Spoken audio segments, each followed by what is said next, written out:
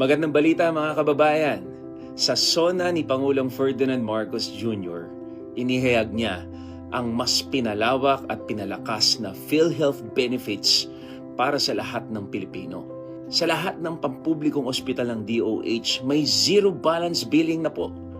Ibig sabihin, libre na ang basic services at kwarto, wala kang ilalabas na kahit na piso.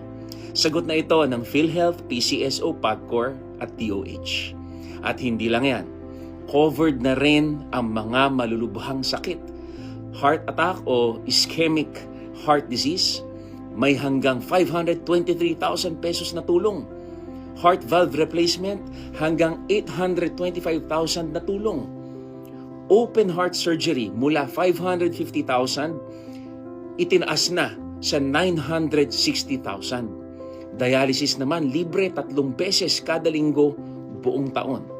Kidney transplant, dating 600,000, ngayon ay 2.1 million pesos na.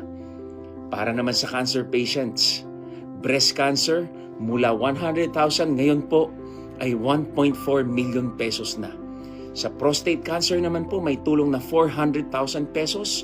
Colon cancer, stage 2 and 3, 300,000 pesos. Chemotherapy, may hanggang 10,900 plus kada cycle. Chemo into pleural cavity, 8,340 pesos. Kasama rin sa mga inaasahang bagong benefits ngayong taon ang tulong para sa lung, liver at ovarian cancer. May good news din para sa iba pa. Cataract extraction mula 16,000 pesos, ngayon po ay 187,000 pesos. Severe dengue, dating 16,000, ngayon naman po 47,000 pesos. At para mas mabilis ang serbisyo, gamitin ang eGovPH app para sa online registration at pag-check ng health partners. Walang pila, walang hassle.